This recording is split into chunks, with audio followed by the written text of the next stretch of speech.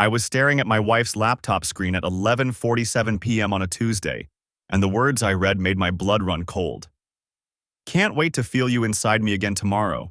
Brad's working late, so we have the whole afternoon. My name is Brad Whitaker.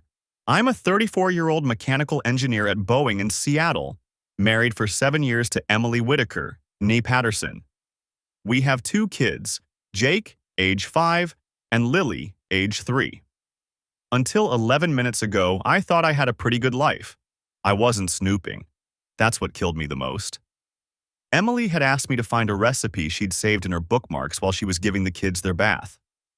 Her laptop was open on the kitchen counter, and when I moved the mouse, Facebook Messenger was already up on the screen. The message was from someone named Tyler J. The profile picture showed a guy who looked like he walked off a fitness magazine cover. Square jaw, perfect hair, that kind of smile that probably got him whatever he wanted. My hand started shaking as I scrolled up. The conversation went back 4 months. 4 months. There were hundreds of messages. Plans to meet at the Fairmont Olympic Hotel. Complaints about how I was always tired and never spontaneous anymore. Detailed descriptions of what they'd done together that made me want to throw up. Photos I couldn't bring myself to look at for more than a second. I heard Emily's footsteps on the stairs. My brain kicked into gear faster than it ever had in my life. I grabbed my phone and started taking pictures of the screen. Click, scroll, click, scroll. My heart was hammering so hard I thought she'd hear it from the hallway. "Did you find it?" Emily called from the living room. "Still looking," I managed to say. My voice sounded normal. How was that possible? Click, scroll, click. I was sweating now. There were messages from just this morning, while I was at work and she was supposedly taking Lily to her pediatrician appointment. Hotel room was perfect. Same time next week? Absolutely. I'm addicted to you. I heard her footsteps getting closer. I quickly scrolled back down to the most recent message and closed the laptop, my phone burning in my pocket with about 40 screenshots of my wife's affair. Emily walked into the kitchen, her blonde hair still damp from splashing around with the kids. She looked beautiful. She looked like the woman I'd fallen in love with at a friend's barbecue 8 years ago. She looked like a complete stranger. "Couldn't find it," I said. "Maybe you saved it somewhere else?" She shrugged, smiling. "No worries. I'll look later. Want some tea?" I watched her move around our kitchen, pulling out mugs, heating water, humming softly to herself. This woman who I'd built a life with, who I'd worked 60-hour weeks for so she could stay home with the kids like she wanted, who I'd held through 2 difficult pregnancies and her father's death last year, who was sleeping with Tyler J. at the Fairmont Olympic Hotel every week while I paid for everything. "Actually, I'm pretty tired," I said. "Think I'll head up." "Okay, honey." She kissed my cheek. Her lips felt like ice. "I'll be up soon." I went upstairs to our bedroom and locked myself in the bathroom. Then I sat on the edge of the tub and opened my phone. The screenshots were all there, clear as day. Undeniable. My first instinct was to storm downstairs and confront her, to scream and throw things and demand answers. But something stopped me. Maybe it was the engineer in me, the part that always needed to analyze, to plan, to think 3 steps ahead. I opened my laptop and created a new email account under a fake name. Then I forwarded all the screenshots to myself at that address. Then I uploaded them to a private cloud storage. Then I emailed them to my work account with a vague subject line about project files. I wasn't thinking clearly, but I was thinking smart. Some instinct told me I needed to protect this evidence like my life depended on it, because maybe it did. I thought about our house, the 4-bedroom Craftsman in Ballard that we'd bought 3 years ago. My name was on the mortgage, but Washington was a community property state. I thought about my retirement account, the one I'd been contributing to since I was 22. I thought about my kids sleeping down the hall and how many nights a week I'd see them after Emily's lawyer got done with me. Then I thought about Tyler J's smug face in that profile picture. And I got angry. Not the hot, explosive kind of angry. The cold, calculating kind. The kind that doesn't make you stupid. The kind that makes you dangerous. I came out of the bathroom. Emily was already in bed scrolling through her phone, probably texting him. "You okay?" she asked. "You look pale." "Just tired," I said. "Long day." I climbed into bed next to the woman who'd promised to love me in sickness and in health, for better or for worse, till death do us part. She rolled over and kissed me goodnight, and I kissed her back. Then she turned off the light and went to sleep, probably dreaming about tomorrow afternoon at the Fairmont. And I lay there in the dark, wide awake, my mind already racing through everything I needed to do. First thing tomorrow, I was calling a lawyer. Not just any lawyer, the best divorce attorney in Seattle. Then I was going to the bank. Then I was going to start documenting everything. Emily thought she was being careful. She thought I was clueless. She had no idea what was coming. I didn't sleep. The ceiling fan made its slow rotation above our bed. Emily's breathing stayed deep and even. I counted the revolutions. 137 before I gave up and stared at the wall instead. At 4:47 a.m. I got up. She didn't stir. I took my phone to the bathroom, locked the door, and sat on the edge of the tub. The tiles were cold through my pajama pants. I pulled up the screenshots I'd saved to my cloud storage and went through them again. Slower this time, looking for details I'd missed. Tyler's profile showed he worked at a marketing firm downtown. Checked in frequently at a gym in Capitol Hill. Shared articles about CrossFit and cryptocurrency. His relationship status said, "It's complicated." Of course it did. I scrolled through the messages again. Emily had been careful, no names of our kids, no mention of our address. But she'd told him about her life, about feeling invisible, about missing who she used to be before marriage and motherhood, about me. "He's a good provider," she'd written 3 weeks ago. But that's all he is anymore. A paycheck and a to-do list. My hand tightened around the phone. "He doesn't see me," she'd written. "I could disappear and he'd only notice when dinner wasn't ready." I set the phone down on the sink. Breathed. Picked it up again. There was a message from 2 months ago that I'd skimmed past the first time. Tyler had asked if she ever felt guilty. Her response? Sometimes. But then I remember I'm entitled to happiness too. I've given 7 years to being his wife and their mother. Don't I deserve something for myself? I stood up. Looked at myself in the mirror. The man looking back was 34 years old. Tired eyes. Hair that needed cutting. Wearing the Seahawks t-shirt Emily had bought me for Christmas 2 years ago. A good provider, a paycheck, and a to-do list. I turned on the shower. Let it run hot while I sat back down on the tub edge and opened my work email on my phone. The screenshots were there. All 40 of them. Time-stamped and backed up. I composed a new email to myself. Subject line, phone numbers. In the body, I typed 3 entries. Divorce attorney, call today private investigator, confirm Tyler's identity and marital status accountant, asset documentation. I saved it to drafts. The bathroom had filled with steam. I stripped and got in the shower, letting the water run over my head until my skin turned red.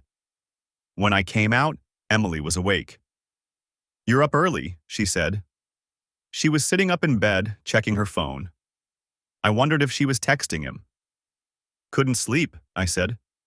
"Big presentation this week." The lie came easily. She nodded, not really listening. Her fingers moved across her screen, typing something. She smiled slightly.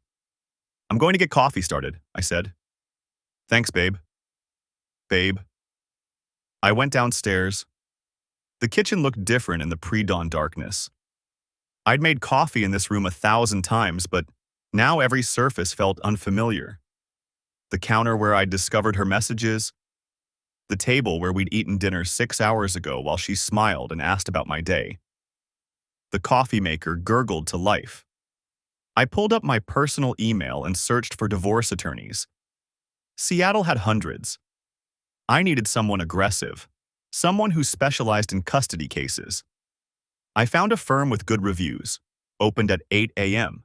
I set a reminder on my phone. Upstairs, I heard the shower start. Emily getting ready for her day. Yoga class at 10, she'd mentioned yesterday. Grocery shopping after. Or maybe the Fairmont Olympic Hotel. It was Tuesday. According to the messages, they usually met on Thursdays. But there was a message from last week where Tyler had suggested adding another day. Emily had sent back a winky face. I poured coffee, added cream the way she liked it, brought it upstairs. She was in the bathroom, the door cracked open. I could see her silhouette through the frosted glass shower door. "Coffee's on the counter," I called. "You're the best," she called back. I got dressed for work, khakis and a button-down, checked my phone again. The screenshots were still there, still real. This was happening. Emily came out wrapped in a towel, hair dripping. She picked up the coffee mug and took a sip. "Perfect," she said. "What would I do without you?" The question hung in the air. She'd find out soon enough. "I might be late tonight," I said. "The presentation prep is taking longer than expected." Another lie. They were getting easier. "No problem," she said. "I'll feed the kids. There's leftover lasagna." She kissed my cheek. Her lips were warm. She smelled like her coconut shampoo. I wanted to pull away. I didn't. "Have a good day," I said. "You too." I left before Jake and Lily woke up. Couldn't face them. Not yet. Not while I was pretending everything was normal. The drive to Boeing took 40 minutes. I-5 was already clogged with morning traffic. I sat in the slow crawl of cars and tried to think. The attorney would want details. Timeline of the marriage, financial records, evidence of the affair. I had the evidence. The finances would be straightforward. We had a joint checking account. Savings. My 401k. The house. We'd bought it 5 years ago, still had a mortgage. Community property state meant everything got split 50-50. Unless infidelity mattered. I pulled out my phone at a red light and searched. Does adultery affect divorce settlement in Washington state? The answer loaded. Washington was a no-fault divorce state. Adultery didn't impact property division, but it could affect custody. I read further. The court considered the moral character of each parent. Affairs didn't automatically disqualify someone from custody, but they could be factored in, especially if the affair partner had been around the children. Had Tyler met my kids? I scrolled through the messages again, searching. Found one from 3 weeks ago. Tyler. "When do I get to meet the little ones?" Emily. "Not yet. Too risky, but someday." Someday. Like she was planning a future with him. The light turned green. Someone honked behind me. I drove. At work, I went straight to my desk. The engineering bay was mostly empty. I was an hour early. I logged into my computer and opened a spreadsheet. Started documenting everything. Date of marriage, June 14th, 7 years ago. Date of home purchase, April 3rd, 5 years ago. Current home value, estimated $740,000 based on recent neighborhood sales. Mortgage remaining, $420,000. Equity, $320,000. My 401k, $180,000. Joint savings, $35,000. Joint checking, $8,200. I listed every asset, every account, every piece of property. Then I started a new sheet. This one titled Evidence. 40 screenshots of messages spanning 4 months. Hotel mentioned, Fairmont Olympic. Frequency, weekly, sometimes twice weekly. Affair partner, Tyler J., works in marketing, likely married or in a relationship based on its complicated status. I added a column for notes. Next steps. 1. Consult attorney. 2. Hire private investigator to confirm Tyler's identity and get photographic evidence. 3. Document all financial accounts. 4. Research custody law. 5. Prepare for confrontation. The last item sat there on the screen. Confrontation. I'd have to tell her I knew. Eventually. The attorney would advise on timing. But it was coming. I tried to imagine it. Sitting her down. Showing her the screenshots. Watching her face change from confusion to recognition to fear. What would she say? Would she apologize? Cry? Blame me? You're here early, I jumped. Closed the spreadsheet. My coworker Dennis stood behind me, holding a coffee mug with a cartoon airplane on it. Big presentation this week, I said. The lies just kept coming.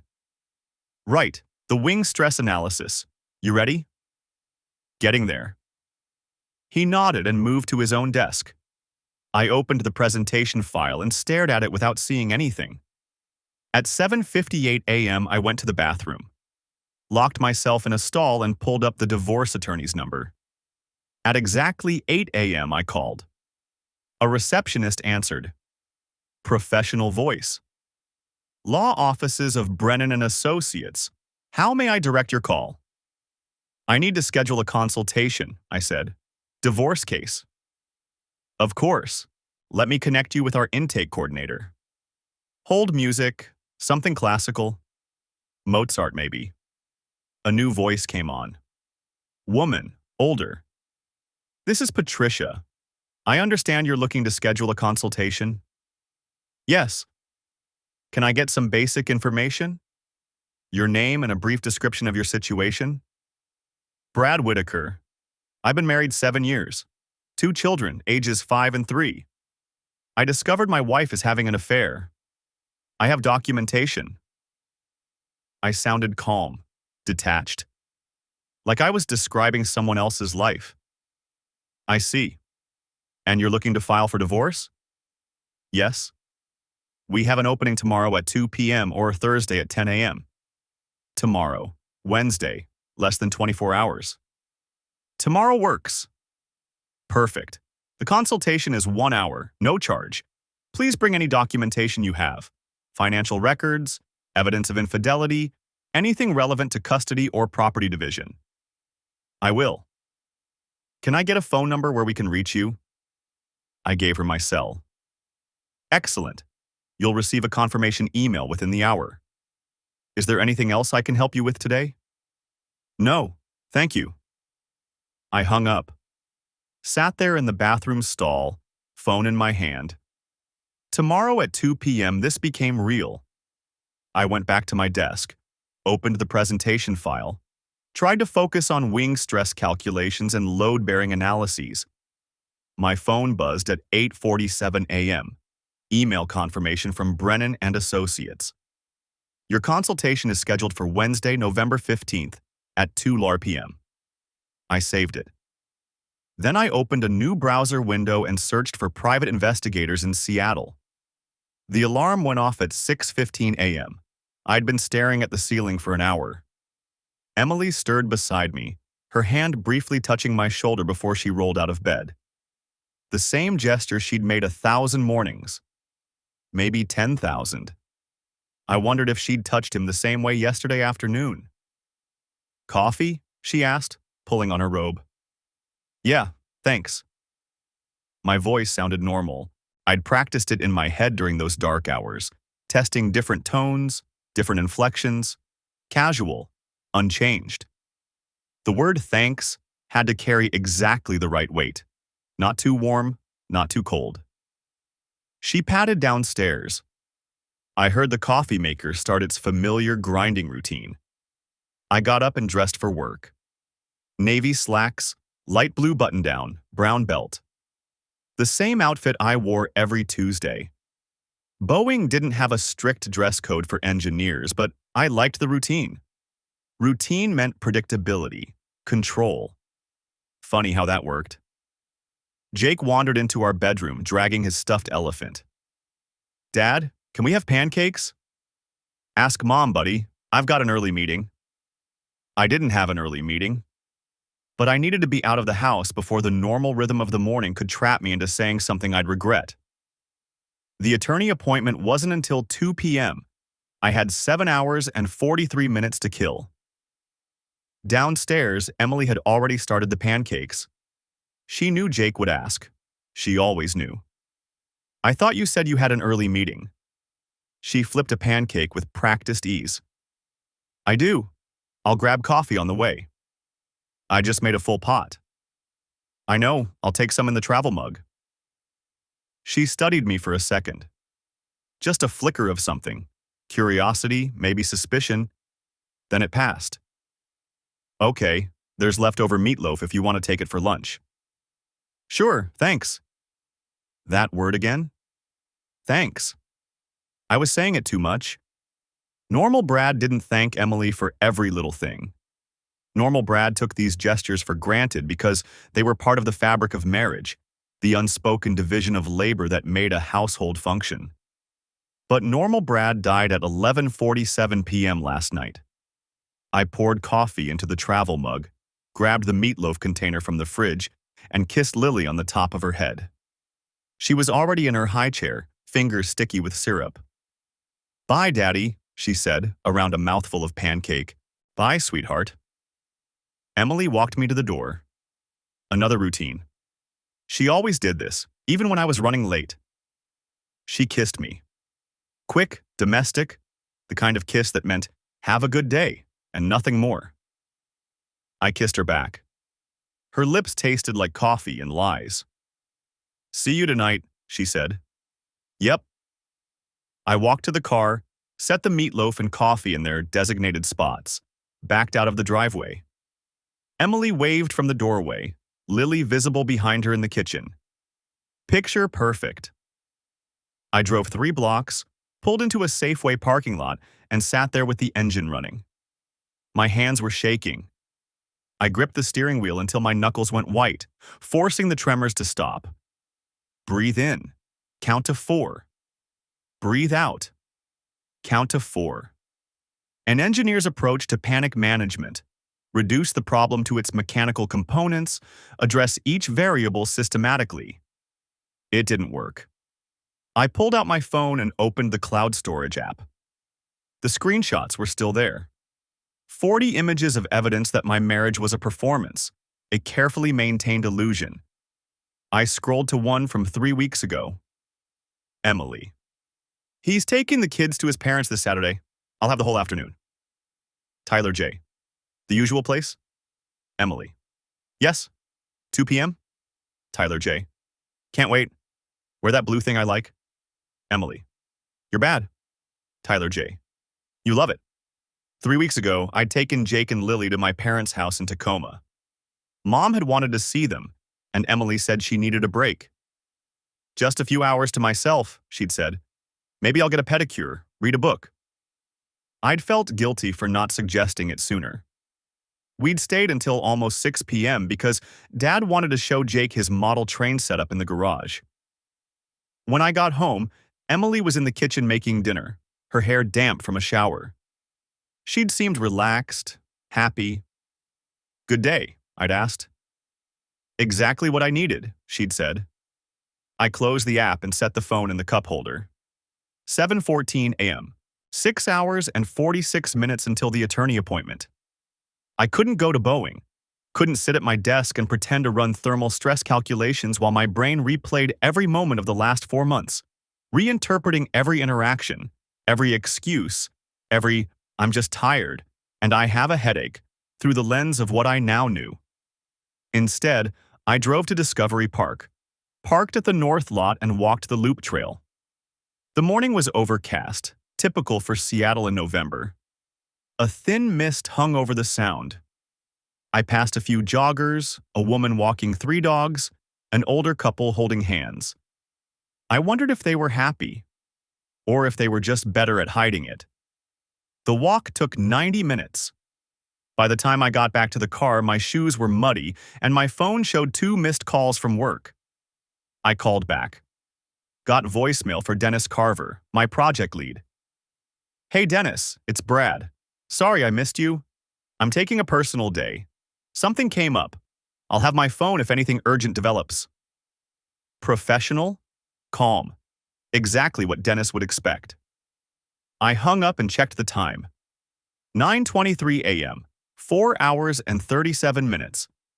I drove to a Starbucks in Fremont, ordered a black coffee I didn't want, and sat in the corner with my laptop. Opened a spreadsheet I'd started at 3 a.m. and continued documenting our finances.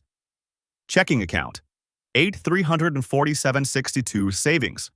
Account, 23,891.15, my 401k, 127.40 down rate 88, Emily's old 401k from before Jake was born, 32,944 the house. Zillow estimated $615,000, with $287,000 remaining on the mortgage. My Boeing stock options, 40/50 vested, another $7,500 vesting over the next 3 years. 2 cars, both paid off. My 2019 Honda Accord, her 2017 Toyota Highlander. Jake's college fund, $12,400. Lily's college fund, $9,000. I added it all up. Net worth of approximately $583,000, give or take. Washington was a community property state. Everything acquired during the marriage got split 50-50, regardless of who earned it. Emily was about to walk away with close to $300,000 for the privilege of spending 4 months sleeping with Tyler J. My coffee had gone cold. I drank it anyway. 11:47 a.m., 2 hours and 13 minutes. I couldn't sit anymore. Closed the laptop, walked back to the car, drove aimlessly through Seattle. Ballard to Fremont, to Wallingford, to Green Lake. Streets I'd driven 1,000 times, now foreign and strange. At 1:30 p.m., I parked in front of the law offices of Patterson and Klein. Different Patterson, I'd checked. No relation to Emily's family. The office was on the 3rd floor of a renovated building in Capitol Hill. Exposed brick, modern furniture, a receptionist who looked about 25 and wore glasses with thick black frames. I have a 2 p.m. appointment with Robert Klein, I said. You're early. Have a seat. Can I get you water, coffee? Water, thanks. I sat in a leather chair that probably cost more than my couch and stared at an abstract painting on the wall. Lots of red and black, angry colors. At 1:58 p.m., a door opened and a man emerged. Tall, maybe 50, gray hair cut short, wearing a suit that fit perfectly. Brad Whitaker? Yes. Robert Klein, come on back. I followed him into an office with floor-to-ceiling windows overlooking the street. He gestured to a chair across from his desk. So, he said, settling into his own chair and folding his hands on the desk. You mentioned on the phone that you've recently discovered your wife is having an affair. Tell me everything. I told him. The laptop, the messages, the screenshots, the hotel. 4 months of deception, the evidence I'd collected and backed up in multiple locations.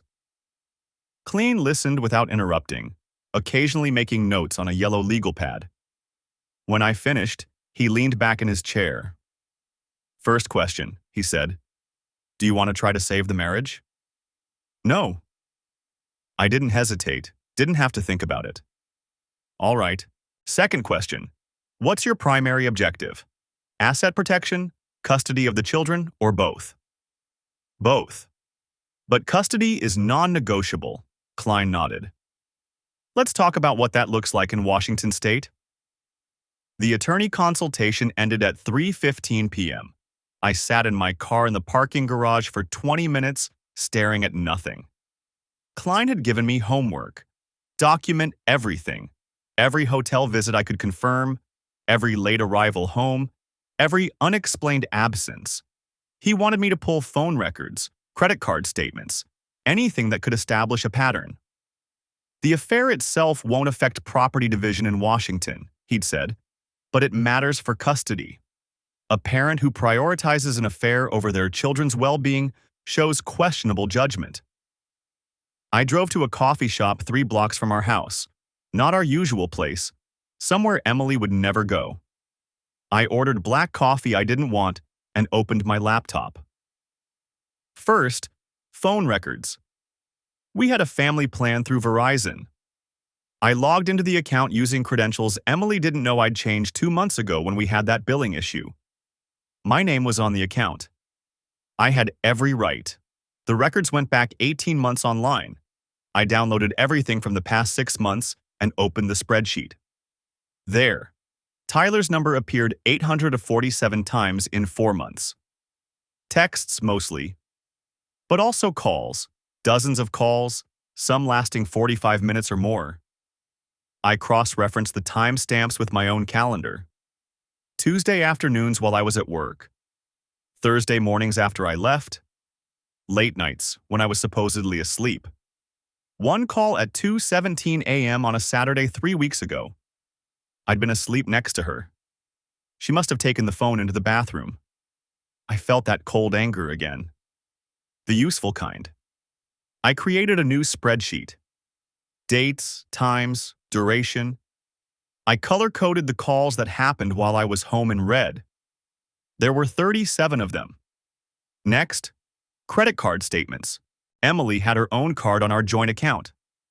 I pulled up the last 6 months and started searching for the Fairmont Olympic Hotel. Nothing. I frowned. The messages had been clear about their location. Every Tuesday, room 412. Then I remembered. Tyler had written, "I'll handle the room like always." He was paying. Smart. No paper trail on our accounts. But there were other charges. Nordstrom purchases on Tuesday afternoons, $127, $89, $213, new lingerie probably.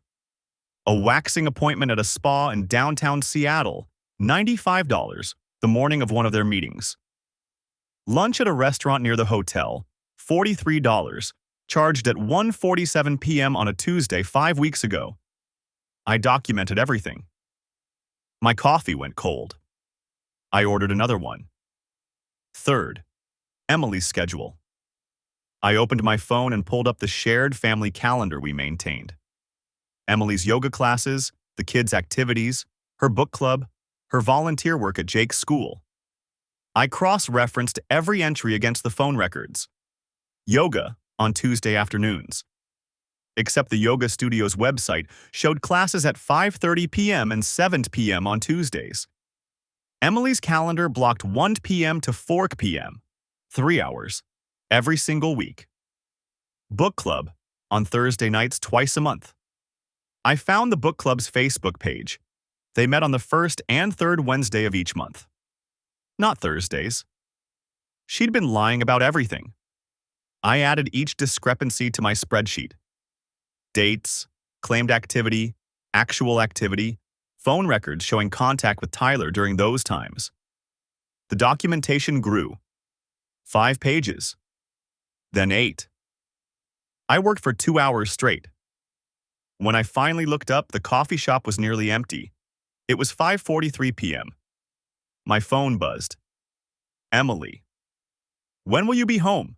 Kids are asking about you. I stared at the message. The kids. My kids, who had no idea their mother was destroying our family every Tuesday afternoon while they were at preschool and kindergarten. Finishing up some work stuff. Home by 6:30. Okay, dinner will be ready. I wanted to throw the phone across the room. Instead, I saved all my files to the same cloud accounts where I'd stored the screenshots. Then I emailed everything to Klein with a subject line. Initial documentation. He responded in 4 minutes. Received. This is solid. Keep going. We'll need at least 2 more weeks of current documentation before you confront her. I want to establish ongoing pattern, not just historical. 2 more weeks. I could do 2 more weeks. I had to. I got home at 6:35 p.m. Emily was in the kitchen pulling a casserole from the oven. The kids were in the living room, building something with Legos. Hey, she said, smiling. How was work? Fine. Busy. She looked tired. Her hair was in a messy bun, and she wore yoga pants and one of my old Boeing t-shirts. She looked like my wife. But she wasn't. Not anymore. I made that chicken thing you like, she said. The one with the rice and broccoli. Great, thanks. Jake ran into the kitchen. Dad, look what me and Lily built. He dragged me into the living room. They'd constructed an elaborate Lego tower, probably 3 feet tall, with a bridge connecting to a smaller structure. That's amazing, buddy, I said. And I meant it. Lily beamed at me. I did the bridge. Best bridge I've ever seen. We ate dinner together. Emily asked about my day. I gave vague answers about meetings and project deadlines. She talked about Jake's field trip permission slip and Lily's upcoming parent-teacher conference. Normal. Everything was so goddamn normal.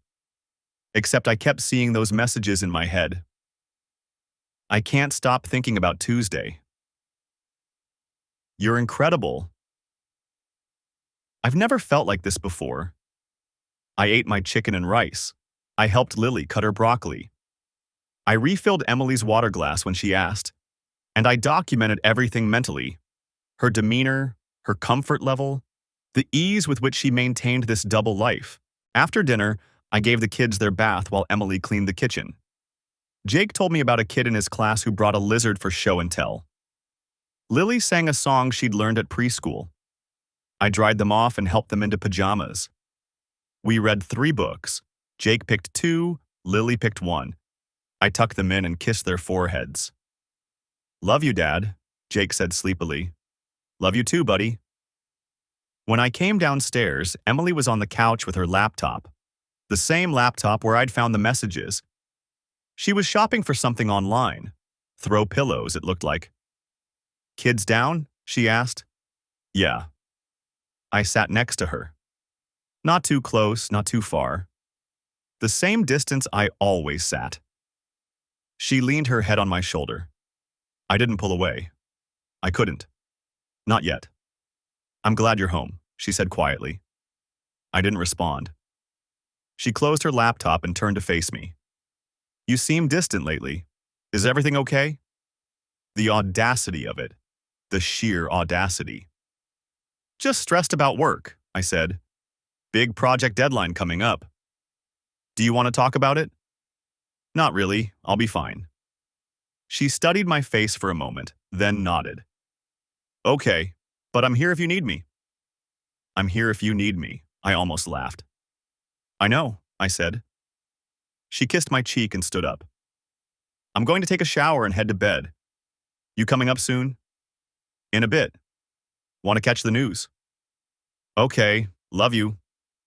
She walked upstairs. I sat there in the dark living room, the TV off, listening to the water run in the pipes overhead. 2 more weeks. I pulled out my phone and opened a new note. Started a log. Wednesday, 8:47 p.m. Emily showering.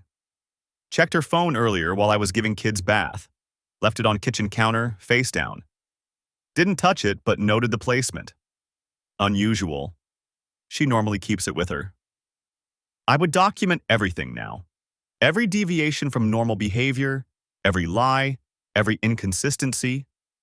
Klein wanted a pattern. I'd give him a pattern. The shower turned off upstairs. I opened the news app on my phone and skimmed headlines I didn't read. When Emily came back down in her bathrobe, hair wet, to get her phone from the kitchen, I was watching a video about the Mariners' spring training. You sure you're okay? She asked. I looked up at her. My wife. The mother of my children. The woman I'd loved for 7 years. The stranger. I'm fine, I said. Just tired. She kissed the top of my head and went back upstairs. I waited until I heard the bedroom door close. Then I opened my laptop and continued building my case. The notification sound from Emily's laptop came at 2:17 a.m. I was still awake. Still sitting in the home office with the door mostly closed, spreadsheet open on my screen showing nothing but formulas I'd stared at for the past hour without really seeing them. The chime was soft, muffled through the wall between the office and our bedroom. Facebook Messenger. I knew that sound. I'd heard it 40 times while scrolling through her messages that first night. My hand was on the doorknob before I'd made a conscious decision to move. The hallway was dark. I could see the blue glow under our bedroom door. Emily's phone was on her nightstand. She always left it there while sleeping. But the laptop was in bed with her. I stood there listening. No movement. No typing sounds. She was asleep. Had to be. The message had come in, but she hadn't woken up. I eased the door open 6 inches. Emily was on her side facing away from me, blonde hair spread across her pillow. The laptop sat open on my side of the bed, screen dimmed but still glowing. The message notification sat in the corner. Tyler J. You awake? I watched for 30 seconds. Emily's breathing stayed deep and even. The smart move was to go back to the office. Let it go. I had enough evidence already. Robert Klein had said so himself yesterday when I'd sent him the latest batch of phone records. But I needed to know what Tyler was saying at 2:17 in the morning. I crossed the room in 4 steps. The floorboard near the dresser creaked and I froze, but Emily didn't stir. I lifted the laptop carefully, supporting it from underneath so the screen angle wouldn't change, and triggered the brightness sensor. Back in the office, I set it on the desk. The message sat there waiting. Tyler J. You awake? Sent 2 minutes ago now. No response from Emily's side. I shouldn't open it. Opening it would mark it as read. Emily would know someone had seen it, but if she was asleep, she might not remember exactly when she'd fallen asleep. Might not know whether she'd checked her messages one last time before drifting off. I clicked. The conversation expanded. Tyler J. You awake? Tyler J. Can't stop thinking about Thursday. Tyler J. The thing you did with your... I closed the laptop. My hands were shaking. Not with rage this time, with something colder. Thursday was 2 days ago. Emily had told me she was taking Lily to a Mommy and Me music class at 10 a.m. She'd been gone for 3 hours. I'd checked the community center schedule. No Mommy and Me music class on Thursdays. I opened the laptop again. Tyler J. The thing you did with your tongue. Tyler J. I'm still thinking about it. Tyler J.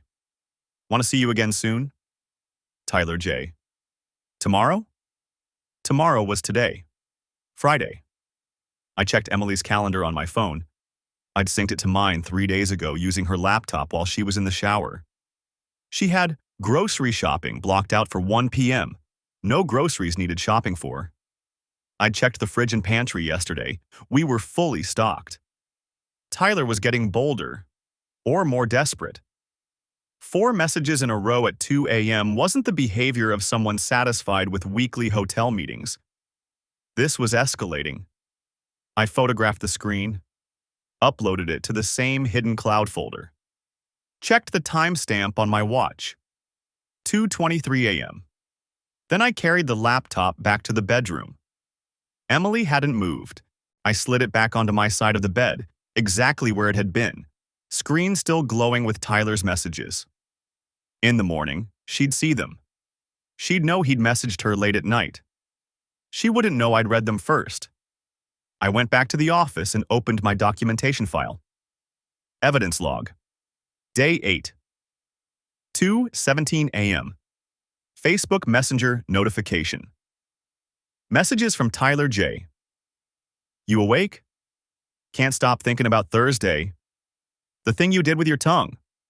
I'm still thinking about it. Want to see you again soon? Tomorrow? Notes. Emily asleep when messages arrived. Thursday. Alleged Mommy and Me music class. No such class exists per community center schedule. Tomorrow. Friday. Grocery shopping on calendar. Groceries fully stocked as of Thursday evening. Tyler's messaging pattern becoming more frequent and explicit. Possible meeting planned for Friday 1 p.m. I added it to the timeline. 47 documented incidents now. 8 days of surveillance. Robert Klein had said 2 weeks minimum. I had 6 days left. But Tyler wanted to meet tomorrow. Today, I could follow her. Document the meeting. Get photographs of them together. or I could do something else. The idea came fully formed, like it had been waiting in the back of my mind for days. I opened a new browser tab and searched for Tyler J's Facebook profile. I'd looked at it before, but only briefly, just enough to confirm he was real, that the affair wasn't some elaborate catfishing situation. Tyler James Hutchinson, 31 years old, lives in Seattle, works at Precision Fitness on Capitol Hill. Relationship status: it's complicated. I clicked through to his photos. Public profile, no privacy settings, amateur bodybuilder shots, gym selfies, protein shake advertisements. And there, 6 photos down, Tyler with his arm around a woman. Dark hair, pretty smile, holding a toddler. Caption: family day at the zoo, yaks blessed. Posted 3 months ago. It's complicated. I screenshot the photo, ran a reverse image search. The woman's Facebook profile came up. Jessica Hutchinson, married to Tyler James Hutchinson. Mother to Mason, too. Not, it's complicated. Married. Tyler was married with a 2-year-old son. I sat back in the chair and stared at the screen. Jessica Hutchinson had no idea her husband was meeting my wife at the Fairmont Olympic every Thursday. Had no idea he was sending messages at 2 a.m. about what Emily did with her tongue. The cold fury I'd been carrying for 8 days crystallized into something sharper. 2 families, 4 kids total, 2 wives being lied to. I opened a new document and started typing. Dear Jessica, you don't know me, but I think we have something in common. Our spouses have been seeing each other for the past 4 months. I discovered the affair 8 days ago and have been documenting it since. I'm attaching evidence below. I thought you should know what your husband has been doing every Thursday afternoon. I attached 10 screenshots, the most explicit messages, the hotel confirmations, the timeline. Then I saved it as a draft and closed the laptop. Not yet. Robert Klein's voice in my head. Don't do anything that makes you look vindictive or unstable. The judge needs to see you as the stable parent. Sending evidence to Tyler's wife wasn't vindictive. It was informative, but it would tip my hand. Emily would know I knew. Tyler would tell her someone had contacted Jessica, and Emily would put it together immediately. 6 more days of documentation would be gone. Unless... I opened the draft again and modified it. Dear Jessica, you don't know me. I'm someone who cares about families staying together. I was at the Fairmont Olympic Hotel 2 weeks ago and saw your husband with another woman. They seemed very familiar with each other. I thought you should know. I took a photo. Attached. I'm sorry to be the one to tell you this. I attached only 1 screenshot. Tyler and Emily's exchange about meeting at the hotel with the date and time visible. Nothing that mentioned me. Nothing that revealed I was the other woman's husband. Just an anonymous tip from a concerned stranger. I created a burner email account, sent the message. Then I deleted the account and cleared my browser history. Jessica Hutchinson would get it in the morning. She'd confront Tyler. Tyler would panic. And Emily's phone would light up with frantic messages from her lover, whose wife just found out about the affair. I'd be right there to watch it happen. The clock read 3:47 a.m. I went back to bed, slid under the covers next to my wife, who still slept peacefully, her laptop still glowing beside her with Tyler's unanswered messages. She stirred slightly and rolled toward me, her hand landing on my chest. Brad? Her voice was sleep-thick. What time is it? Late, I said. Go back to sleep? She nestled closer. Love you? Love you too. The words came automatically. Meant nothing. Meant everything. In approximately 4 hours, Jessica Hutchinson would wake up and check her email, and the carefully constructed affair between my wife and her husband would start to collapse. I closed my eyes and waited for morning. Jessica's response came at 6:47 a.m. I was in the garage, Organizing tools I'd already organized twice. Anything to avoid lying next to Emily for another minute. My phone buzzed. The message appeared in my anonymous email account. She'd replied to the tip I'd sent about Tyler. Who is this? How do I know this is real? Fair question. I'd included enough detail to be credible. The Fairmont Olympic, Thursday afternoons, the timeline. But she wanted proof. I had it. I forwarded 3 screenshots. Nothing explicit, just enough. Tyler's messages about next Thursday, and same room as always, and can't stop thinking about you. Then I deleted the entire email chain and cleared the trash. Wiped the browser history, checked twice. Emily's voice drifted from upstairs. Brad? Coffee? Making it now, I called back. My hands were steady as I measured grounds into the filter. 8 days of this. 8 days of pretending everything was normal while documenting every lie. Klein had said 2 weeks minimum. I was halfway there. The coffee maker gurgled. I stared at it and thought about Jessica Hutchinson reading those messages. A 2-year-old son. Tyler's profile picture showed him holding the kid at a pumpkin patch. Emily appeared in the kitchen doorway wearing my old Boeing t-shirt. It hit her mid-thigh. She used to wear it on lazy Sunday mornings. Now it just looked like costume design. You're up early, she said. Couldn't sleep. Everything okay? I poured 2 mugs, added cream to hers the way she liked it. Work stuff, that hydraulics project. She accepted the lie as easily as I delivered it. We'd gotten good at this, her with her Thursdays at the Fairmont, me with my midnight evidence collection. I'm taking the kids to the aquarium today, she said. Want to come? Can't. Weekend shift got moved up. Another lie. I'd already requested the day off. I needed to visit Tyler's gym. That's too bad. She sipped her coffee. The kids will miss you. Would they? Or would they barely notice because I'd been distracted for 8 days straight, moving through our home like a ghost collecting evidence of my own haunting? I watched her scroll through her phone, checking for messages from him, probably. Her face gave nothing away. I should get ready, I said. Tyler's gym was in Fremont, tucked between a craft brewery and a vintage clothing store, Velocity Fitness. The sign promised transform your life. I sat in my truck across the street for 20 minutes, watching people come and go. Young professionals mostly. A few stay-at-home types in expensive athleisure. Emily's type. The front desk girl looked about 19. Nose ring, purple hair, bored expression. Help you? I'm thinking about joining, I said. My wife's been coming here. She says there's a really good trainer. Tyler something? Her expression shifted. Something flickered there. Recognition, maybe discomfort. Tyler Hutchinson, she said. He's with a client right now. That's okay. I just wanted to see the facility. She handed me a guest pass and a clipboard. I filled out fake contact information while scanning the gym floor through the glass partition. He was there. Fitness magazine Tyler in the flesh, working with a woman in her 40s.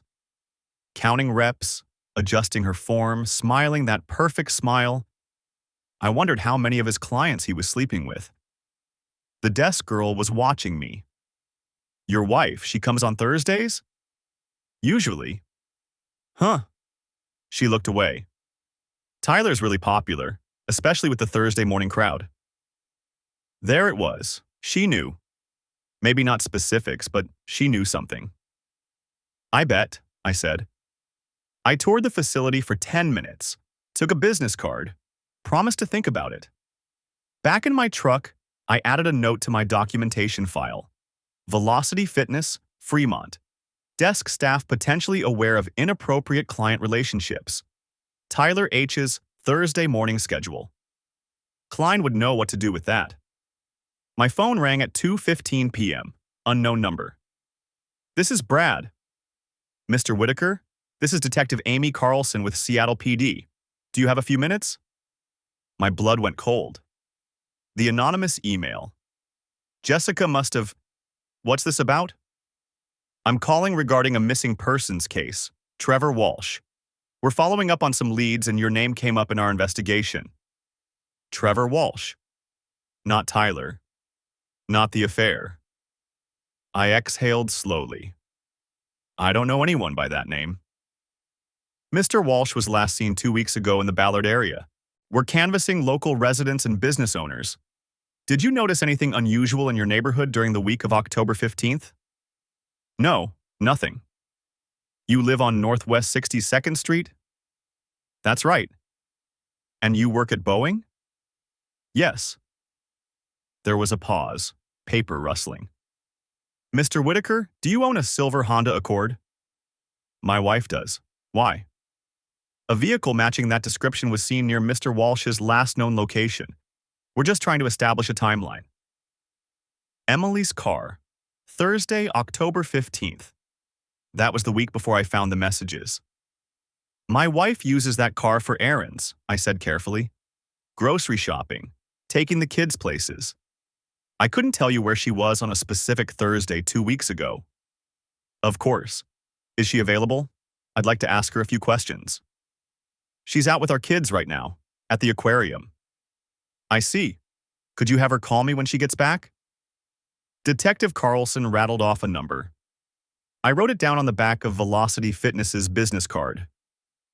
Is there something I should be concerned about? I asked. Just routine follow-up. We're talking to a lot of people. But if your wife remembers anything unusual from that time period, we'd appreciate hearing from her. The call ended. I sat in my truck outside a coffee shop in Fremont, staring at the detective's number. October 15th was a Thursday. Emily's calendar that week showed yoga, 9 a.m., which meant she was actually at the Fairmont with Tyler. But a missing person? Near where she'd been. I opened my documentation file and scrolled back. October 15th. I'd flagged it because Tyler's messages that day were particularly explicit. Best Thursday yet. Can't wait until next week. My phone buzzed. Emily. Kids loved the sea otters. Home around 4. Want me to grab dinner? I stared at the message. My wife. Mother of my children. Woman who'd been lying to me for 4 months. Woman whose car was spotted near a missing person's last known location. Sure, whatever you want.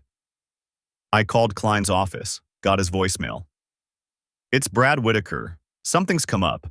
I need to talk to you today if possible. It's complicated. Then I pulled up everything I had on October 15th. Phone records showed Emily's cell pinging towers near downtown Seattle from 8:47 a.m. to 1:23 p.m. The Fairmont was downtown. Credit card statements showed a charge at a parking garage on 4th Avenue at 9:14 a.m. Another at a coffee shop 2 blocks from the hotel at 12:58 p.m. Nothing unusual, just another Thursday affair. Except now there was a missing person and a detective asking questions. I thought about the email I'd sent Jessica Hutchinson, the screenshots, the anonymous tip that would blow up Tyler's marriage and probably his career. Had I just made everything infinitely more complicated? My phone rang again. Klein's office number. Brad, got your message. What's going on? I told him about Detective Carlson, the missing person, Emily's car, the October 15th timeline. Klein was quiet for a long moment. Don't panic, he finally said. This might be nothing, coincidence, but you need to be very careful about what you say to the police. Should Emily talk to them? She should. Refusing would look suspicious. But she should stick to basic facts. She was running errands, she doesn't remember anything unusual. She's happy to help however she can. What if it's not a coincidence? Another pause. Longer this time. Then we have a much bigger problem than divorce, Klein said. But let's not get ahead of ourselves. Find out what the detective actually knows. And Brad? Don't mention the affair. Not to the police. Not yet. Why not? Because if your wife is involved in something criminal, you don't want to be the one who tipped them off that you've been investigating her. It makes you look complicit. I hadn't thought of that. Keep documenting everything, Klein continued. But add this to your timeline. Every detail about that Thursday. Where she said she was, where she actually was, what time she got home. Already done. Good. Call me after she talks to the detective. The line went dead. I sat there watching people walk past with their coffee drinks and their normal problems. Relationship drama, work stress, traffic complaints. Not, my wife is having an affair and might be connected to a missing person case. Emily texted again. Change of plans. Kids want pizza. Home by 5. I checked the time. 2:47 p.m. 2 hours to figure out what the hell I was going to do. The police found Trevor Walsh's body on November 28th, 3 weeks after Detective Carlson's first call. He'd been dead since mid-October, buried in a shallow grave near Discovery Park. The same park where I'd walked the morning of my attorney consultation. Emily was arrested on December 2nd. I was at work when it happened. Dennis found me in the engineering bay, staring at a computer screen without seeing it. Brad, there are police here. They want to talk to you. 2 detectives. Not Carlson this time. A man and woman I didn't recognize. They asked me to come downtown. Not under arrest, they said. Just questions. I called Klein from the parking lot. Don't say anything without me there, he said. I'm 20 minutes away. The interview room was exactly like TV shows depicted. Gray walls, metal table, mirror that was obviously two-way glass. Klein arrived before they started questioning me. They wanted to know about Emily's schedule, her habits, whether I'd noticed anything unusual in October. I told them the truth. I'd been working long hours. Emily handled most of the kids' activities. I didn't track her daily movements. I didn't mention the affair. Klein's hand on my arm under the table reminded me to stay quiet about that. Did your wife know Trevor Walsh? The male detective asked. Not that I'm aware of. Her phone records show 17 calls to his number over a 6-week period. I let my face show surprise. It wasn't hard. I'd combed through those phone records a dozen times. I'd never seen Walsh's name because I'd been focused on Tyler's number. I don't know anything about that, I said. They showed me a photo. Trevor Walsh was 47, balding, soft around the middle. He looked like an accountant. Nothing like Tyler. Your wife's car was seen at Mr. Walsh's apartment 3 times in October, the female detective said. Security footage shows her entering the building. Klein squeezed my arm. Warning. I can't explain that, I said. You'll have to ask Emily. But Emily wasn't talking. Klein had referred her to a criminal defense attorney named Patricia Valdez, who'd apparently told Emily to invoke her Fifth Amendment rights. They released me after 2 hours. No charges. I wasn't a suspect, just a husband who'd been kept in the dark. The truth came out over the following weeks, pieced together from police reports and news coverage. Trevor Walsh had been Emily's previous affair partner, before Tyler. He'd wanted to end it in October. She'd threatened to tell his wife. They'd argued at his apartment. Things had escalated. The medical examiner ruled it accidental death, a shove during an argument, Walsh hitting his head on a coffee table corner. But Emily had panicked. She'd wrapped the body in plastic, loaded it into her Highlander, and buried it in Discovery Park at 3 a.m. Then she'd gone home, climbed into bed next to me, and slept soundly. The next day, she'd started her affair with Tyler. I filed for divorce on December 5th. Emergency custody order granted the same day. Jake and Lily came home with me while their mother sat in King County Jail awaiting trial. Emily's criminal attorney tried to negotiate. Involuntary manslaughter, not murder. Plea deal for 8 years instead of 20. But the prosecution had evidence, premeditation. She'd researched how to dispose of a body. She'd bought plastic sheeting and a shovel the day before Walsh died. Her story about an accidental death during an argument didn't hold up. The trial lasted 3 weeks. I attended every day, sitting in the back row. Jessica Hutchinson was there too. Tyler had filed for divorce the same week Emily was arrested. We never spoke, but we'd nod to each other in the hallway during breaks. 2 families destroyed. 4 kids without intact homes. All because Emily had been entitled to happiness. The jury deliberated for 6 hours. Guilty on all counts. Murder in the second degree. Improper disposal of human remains. Obstruction of justice. 23 years in prison. Jake asked me that night why Mommy couldn't come home. He was 5 years old. How do you explain to a 5-year-old that his mother killed someone? I told him Mommy had made very bad choices and had to go away for a long time. That it wasn't his fault. That I loved him and Lily more than anything. He cried himself to sleep in my arms. That was 4 years ago. Jake is 9 now. Lily is 7. They see Emily once a month at the Washington Corrections Center for Women. Supervised visits, 30 minutes each. She tells them she loves them. She asks about school and friends and whether they're being good for Daddy. They're polite to her. Distant. They don't remember much about before, when we were a family, when she tucked them in at night, when she made pancakes on Saturday mornings. I'm grateful for that, even though it breaks something in me to admit it. I never showed them the screenshots. Never told them about Tyler or the Fairmont Olympic or the hundreds of lies their mother told. Klein advised against it, and he was right. They'll learn the full truth someday, when they're old enough to understand. But not yet. Tyler moved to California.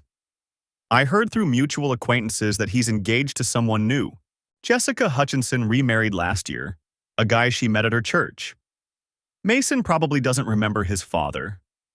I haven't dated, haven't even thought about it. My life is work and kids and the careful routine we've built.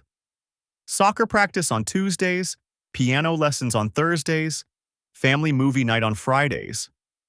We're okay, not whole, but okay. Sometimes late at night, after the kids are asleep, I think about that Tuesday at 11:47 p.m. when I moved the mouse on Emily's laptop and my entire world shifted. I think about the screenshots I took, the evidence I collected, the cold fury that kept me functional while my marriage disintegrated. I think about how I'd been preparing for a divorce, not a murder trial. I think about Trevor Walsh, who'd tried to end an affair and paid for it with his life. And I think about the lesson in all of this, if there is one. It's not about trust, though that matters. It's not about communication, though that matters too. It's about the lies we tell ourselves. Emily convinced herself she deserved more, that her happiness justified any deception, any risk, any consequence. She'd rewritten our marriage in her head until I became the villain, the absent husband, the paycheck, the obstacle to her fulfillment. She'd lied to herself so completely that murder became just another problem to solve, another secret to keep. I could have been that person. When I found those messages, I wanted to burn everything down, destroy her the way she'd destroyed us. The cold anger I felt was dangerous. It could have pushed me towards something terrible. But I'd chosen documentation over destruction, evidence over emotion. I'd played it smart instead of playing it cruel. That choice saved me. Saved my kids. Kept me on the right side of the line Emily had crossed. The truth is simpler than any moral lesson. Actions have consequences. Emily's actions caught up with her. Tyler's did too. Even mine did. I won custody and the house and the assets, but I lost 7 years of my life to a woman who was never who I thought she was. You can't unknow what you know. Can't unsee what you've seen. That Tuesday night at 11:47 p.m. changed everything, but it didn't create the problem. It just revealed what was already there. Emily made her choices long before I found those messages. She chose deception over honesty, affairs over fidelity, murder over accountability. I chose my children, chose to be the parent they could count on, chose to build something stable from the wreckage. Jake scored 2 goals at his soccer game last week. Lily is reading at a 4th grade level. They laugh and fight and track mud through the house and forget to brush their teeth. They're going to be okay, and so am I. That's not a happy ending, but it's an ending. And sometimes, that's enough.